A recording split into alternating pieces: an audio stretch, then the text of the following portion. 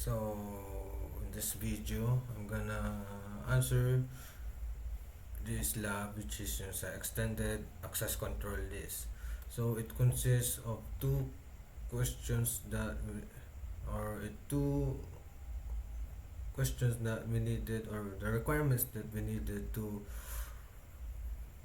solve this, which is number one, which is only PC1 can access server 1, and number two, and that the only host on 192.168.2.0/24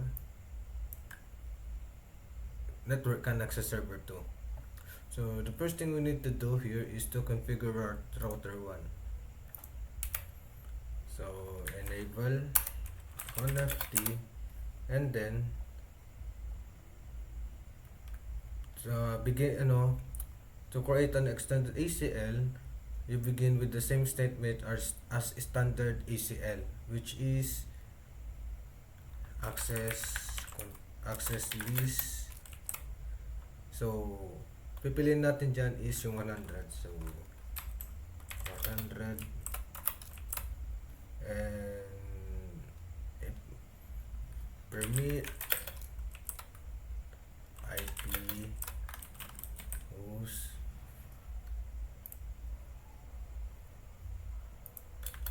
tapos yung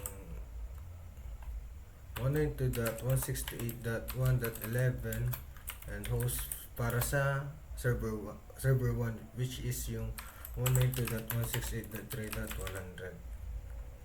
Ayan. So magkakreate tayo ng another deny statement to traffic yung mga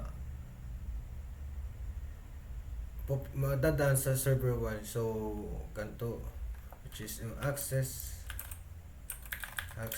list 100 deny IP ini host 192.168.3.100. So the next one, which is allowing only host on 192.168.2.0/24 network to access server. Ito yung second requirement niya. So ang gagawin natin dyan is access list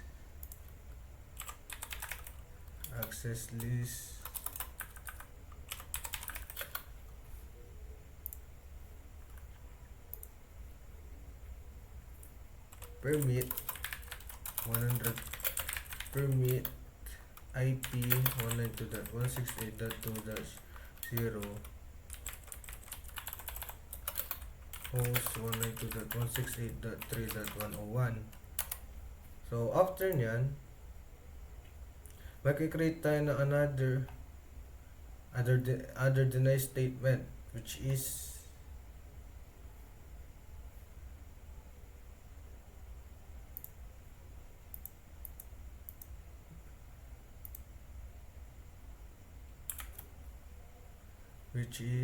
access list 100 deny IP any host 192.168.3.101. So after nyan, magkikreate ulit tayo ng another statement to allow any other traffic. So remember this, at the end of any ACL, that there is an implicit deny any, or our requirements didn't state to deny all other traffic. So let's override that implicit deny any. So here is the command for that. So access list permit IP any. So nakalimutan natin yung 100. Ayan. So after that, i-apply na natin yung ACL sa S2 interface, which is ito. I-apply natin.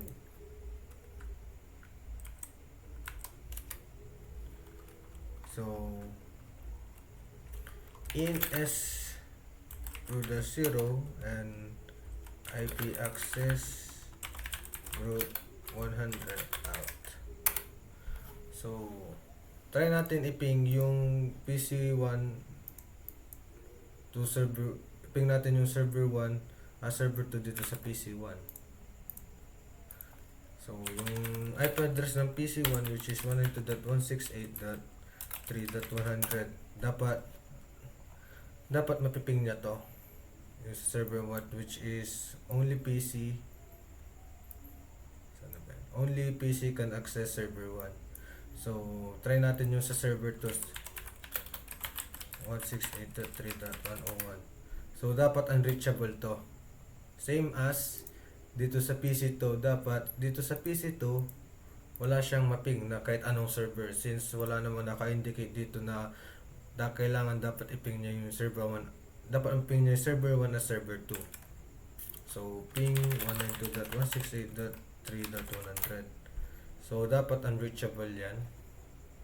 And then ping 192.168.3.101. so ayan. Sa PC3 naman, dapat mapping niya ang server 2 but not that server 1. Same as sa PC4, dapat mapping nila yung server 2 at hindi nila mapping yung server 1. So, first is ping 192.168.3.100. Dapat hindi niya mapping ang server 1. So, ayan. And lastly, yung sa server 2, dapat mapping niya to.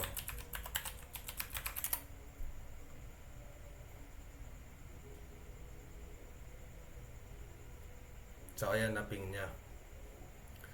So, lastly, which is yung sa PC4, dapat na-ping niya yung server 2 but hindi yung server 1. So, unreachable yung sa yung server 1 dito, but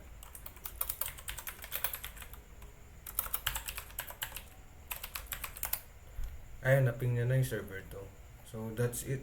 And we